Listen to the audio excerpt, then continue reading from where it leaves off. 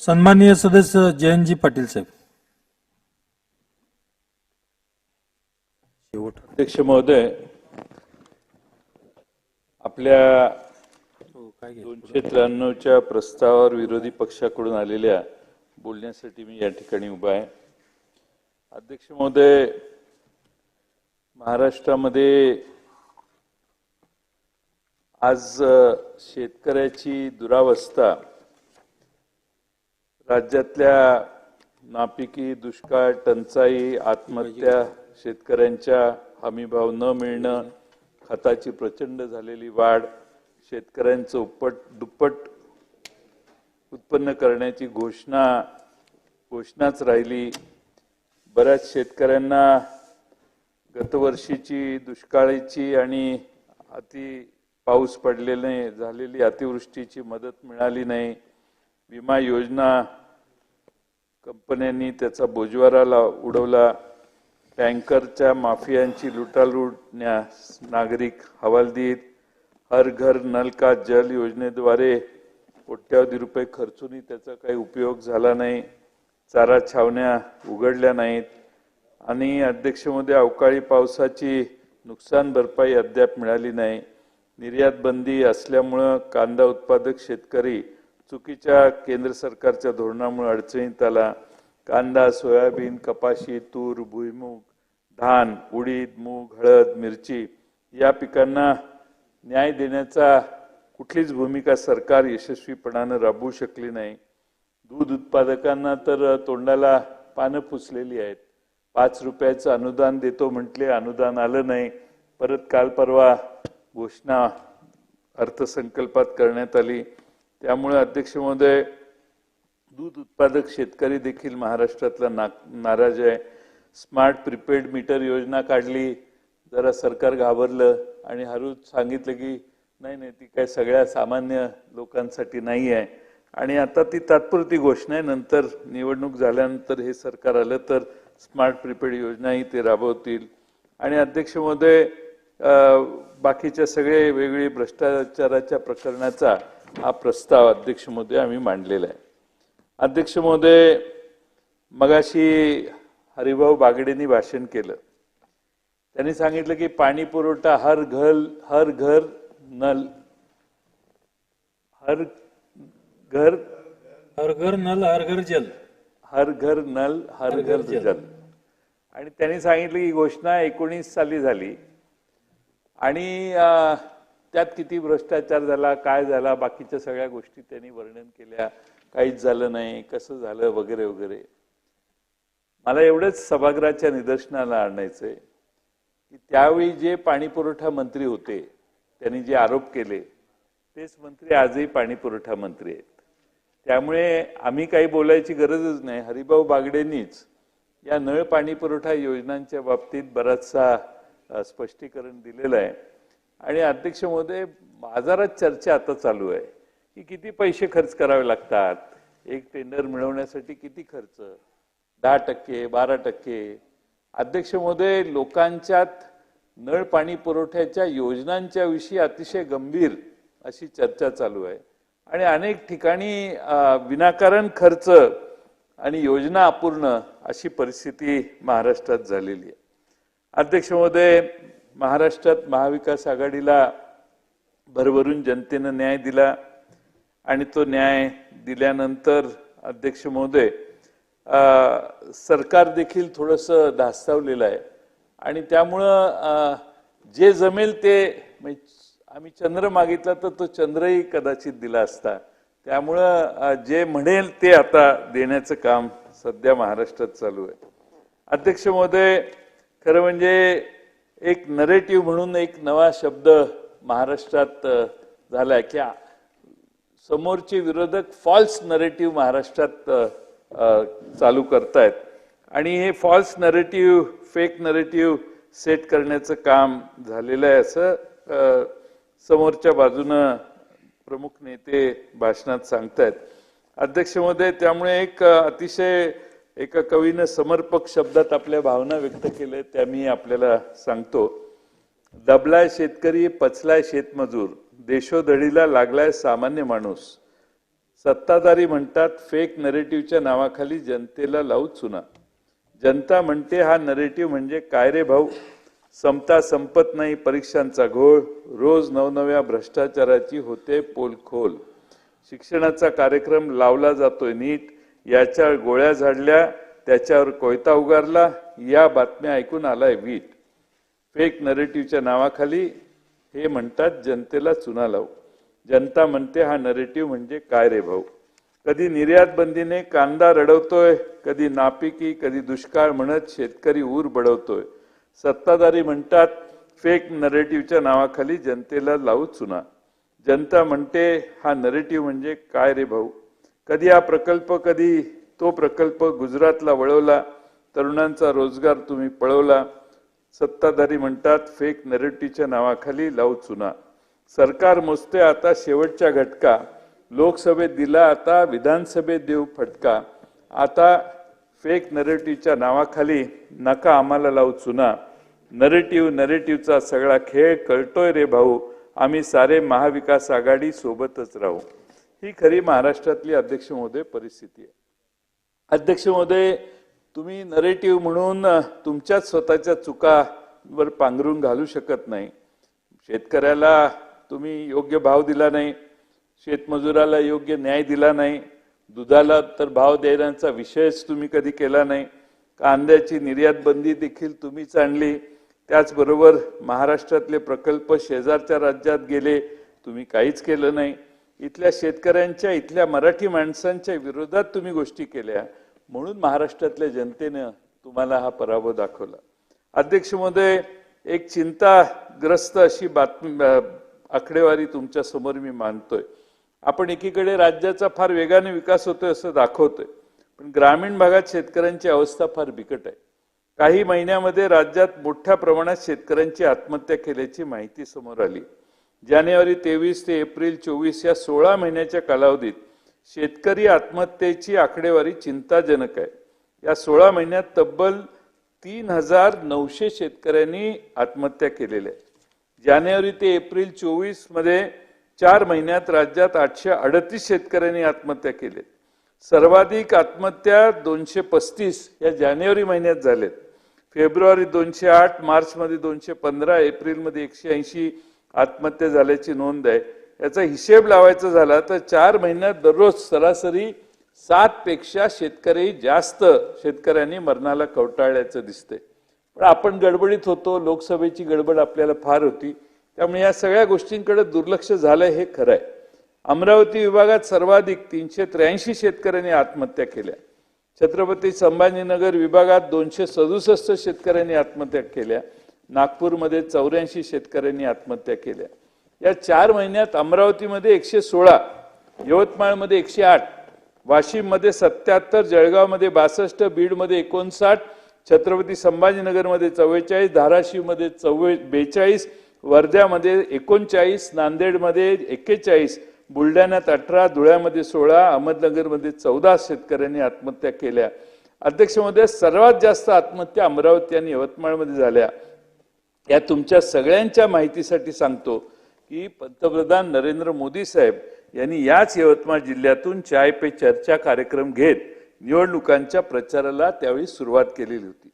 मला आठवते अध्यक्ष महोदय की मुख्यमंत्री महोदयांनी एकनाथ शिंदे साहेबांनी पहिल्या त्यांच्या भाषणात सांगितलेलं, या महाराष्ट्रात आत्महत्या होणार नाहीत, एकही अधिवेशन घेण्याची गरज नाही.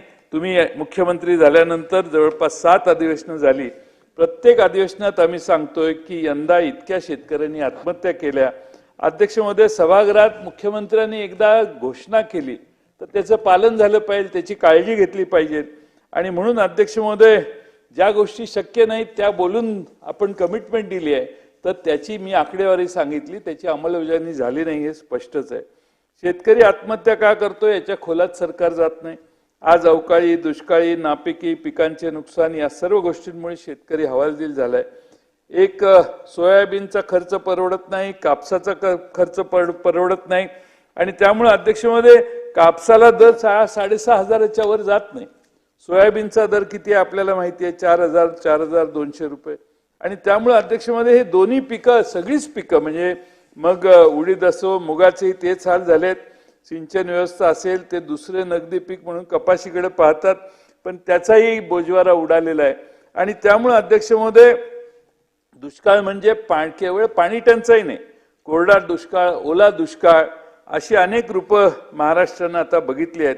अतिशय अतिवृष्टी झाली, गारपीट झाली, रोगराईचा सामना पिकांना करावा लागतो, शेतकऱ्यांना करावा लागतो. आणि त्यामुळे अध्यक्ष महोदय, फार प्रचंड शेतकरी आज महाराष्ट्रातला सर्व भागातला आज अडचणीत आहे. मंडल क्षेत्रनिहाय गावानुसार मदत केली जाते. त्यामुळे मोठ्या संख्येने नुकसान ज्यांचं झालंय त्यातले बरेचसे नुकसानग्रस्त शेतकरी वगळले जातात. अध्यक्ष महोदय, या निमित्ताने मी आपल्याला सांगतो की 2023ला तर तिन्ही हंगामामध्ये शेतकरी संकटात आला, निसर्गाने अन्याय केला आणि सरकारनं मात्र सोयीस्कर घोषणा सभागृहात केल्या, पण त्याची फारशी मदत मिळाली नाही.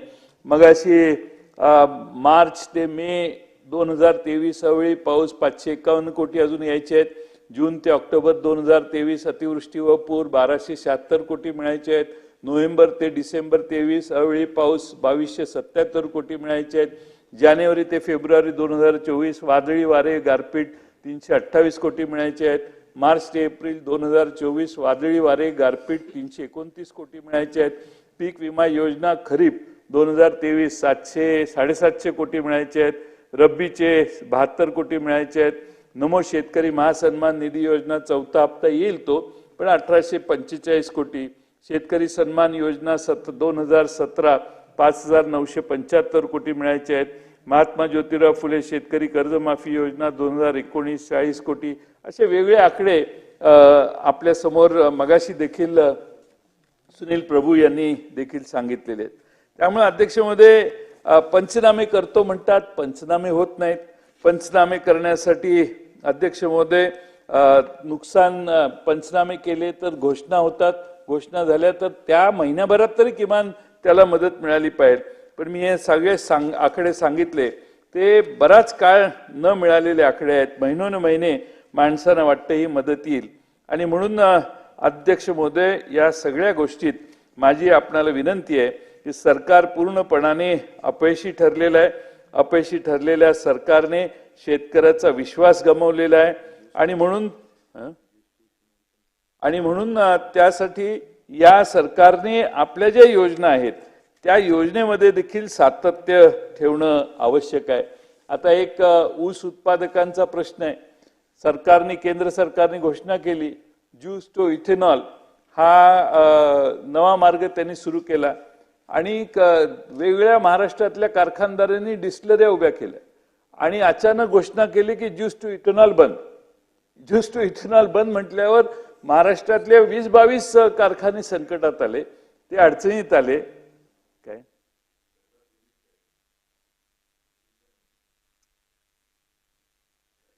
आणि म्हणून अध्यक्ष महोदय, हे जे सगळे साखर कारखानदार आहेत ते सगळे अडचणीत आहेत. मी तुमच्या सरकारचं अभिनंदन करेन. आत्ताच एक बातमी आमच्याकडे आलेली आहे की आपण महाराष्ट्रात तुमचं सरकार स्थिर राहण्यासाठी जवळपास फार नाही पण 1900 कोटी रुपये हे NCDC कडून राज्य सरकारकडे कर्ज घेतलं आणि महाराष्ट्रातल्या जवळपास 13 कारखान्यांना आपण ते वाटायचं ठरलेलं आहे. हे सगळे कोण आहेत कारखानदार?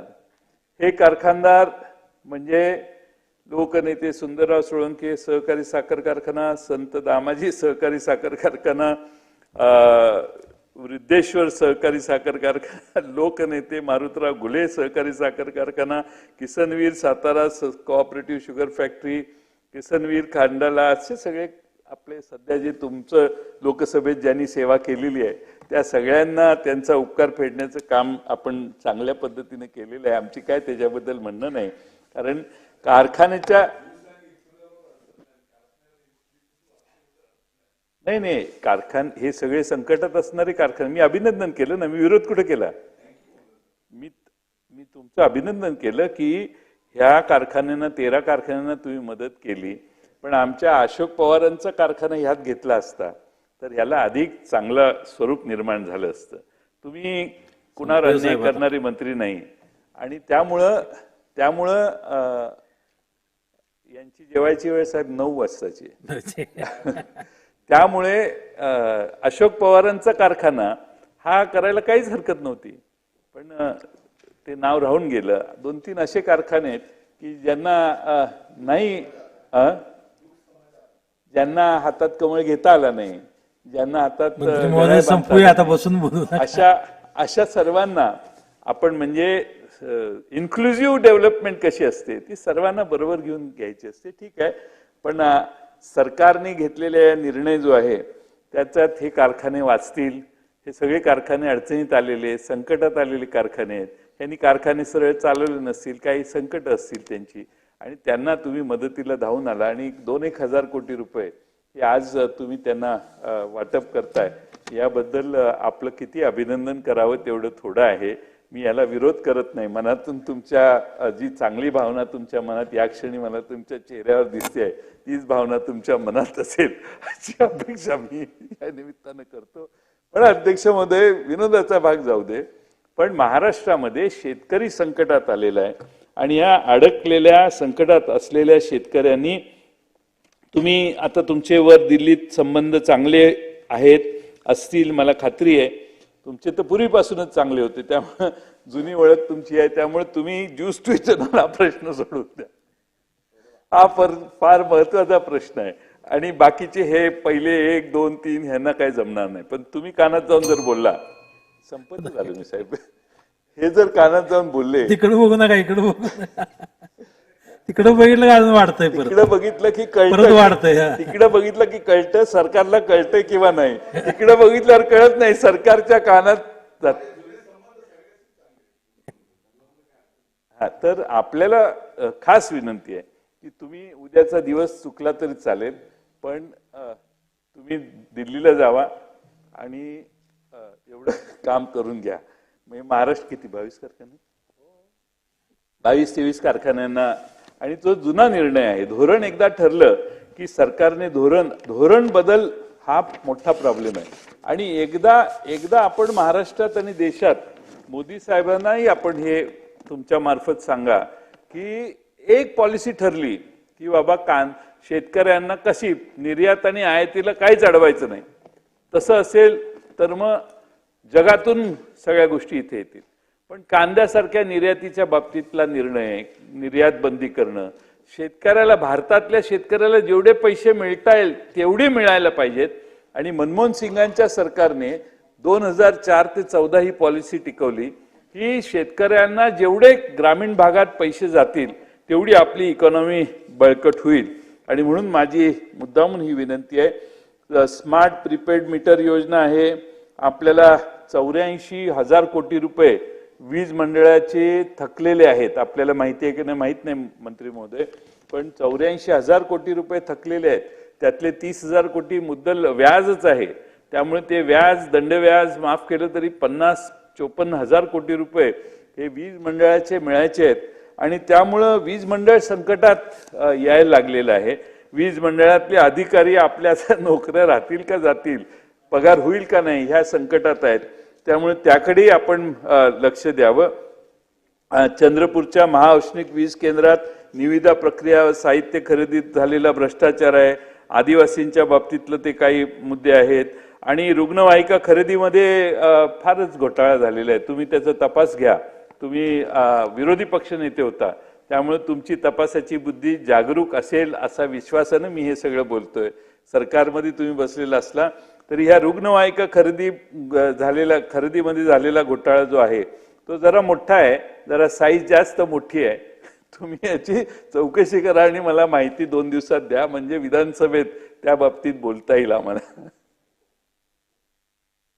अध्यक्ष महोदय, राज्य उत्पादन शुल्क, बाकीच्या सगळ्या भ्रष्टाचाराचा आम्ही या ठिकाणी उल्लेख केलेला आहे. मी जास्त वेळ घेत नाही, पण सातारा जिल्ह्यात झाडानी तालुका महाबळेश्वर गावात उच्च पदस्थ शासकीय अधिकाऱ्यांसह 13 जणांनी 640 एकर जमिनी खरेदी केलेला गैरव्यवहार याकडेही सरकारने लक्ष देणं आवश्यक आहे. या सगळ्यांच्या मध्ये आपण अध्यक्ष महोदय या ठिकाणी आणखीन एक महत्वाचा मुद्दा सांगतो, याची चौकशी सरकारने करावी. सातारा जिल्ह्यात खटाव तहसीलदार यांनी mega engineering and infrastructure limited Hyderabad या कंपनीला अवैध गौण खनिज उत्पन्न केल्याबद्दल 105 कोटी रुपयाचा दंड ठोठावला होता. प्रांतांनी पण तो दंड कायम ठेवला होता, परंतु तत्कालीन सातारा जिल्हाधिकारी यांनी 105 कोटीचा हा दंड सरसकट माफ केला. अध्यक्ष महोदय, या संदर्भात नमूद करण्यात येतं की दंड माफ करताना जिल्हाधिकारी सातारा यांनी शासनाच्या सर्व नियमांना पायदळी तुडवून हा दंड माफ केला आहे. या संदर्भात एक आजबे म्हणून अरुण आजबे नामक कार्यकर्ते यांनी विभागीय आयुक्तांकडे तक्रार दाखल केलेली आहे. या तक्रारीवर विभागीय आयुक्तांनी कोणती कारवाई केलेली नाही. त्यामुळे ते आज 1 जुलैपासून विभागीय आयुक्त कार्यालयासमोर उपोषणाला बसले आहेत. माझी आपल्या माध्यमातून शासनाला विनंती आहे, या संपूर्ण प्रकरणाची सखोल चौकशी तात्काळ करून मेगा इंजिनिअरिंग या कंपनीकडून दंड वसूल करावा आणि ज्या कलेक्टरने आणि ज्या अधिकाऱ्यांनी या केलेला दंड रद्द केला त्या अधिकाऱ्यांच्यावर कडक कारवाई करावी. 105 कोटीचा भ्रष्टाचार झालेला आहे आणि त्यामुळं आपण अध्यक्ष महोदय या ठिकाणी मला बराच वेळ दिला. आपण या सरकारच्या समोर जे विषय आहेत त्यात सरकारला अपयश आलेलं आहे आणि सरकार या अपयशाने खडबडून जागा झालेलं आहे. जनतेनं कौल दिलेला आहे आणि म्हणून आता वारेमाप आश्वासनाची एक मोठी हे अतिवृष्टी चालू आहे महाराष्ट्रात आणि ह्या अतिवृष्टीनंतर महाराष्ट्राच्या विधानसभेत लोक जनता मतदान करणार आहे. ही अतिवृष्टी शेवटच्या 2 महिन्यासाठी आहे हेही जनतेला माहिती आहे आणि त्यामुळं लोकसभा निवडणुका कशा झाल्या मी आपल्याला माहिती आहे. पूर आला, महापूर, पैशाचा महापूर आला महाराष्ट्रामध्ये. महाराष्ट्रात एवढा महापूर कधी पैशाचा लोकसभेच्या निवडणुकीत पाहिला नव्हता. त्यामुळे प्रचंड महापूर आला तरीही जे जनतेनं निकाल दिला तो निकाल हा अतिशय महाराष्ट्राच्या जनतेचा स्वाभिमान जागवणार आहे. त्याबद्दल महाराष्ट्राच्या जनतेचे आभार मानतो. यातून सरकारने शिकावं आणि खऱ्या घोषणा कराव्यात, खोट्या घोषणा करू नये, तेवढीच आमची सरकारला विनंती आहे. सभा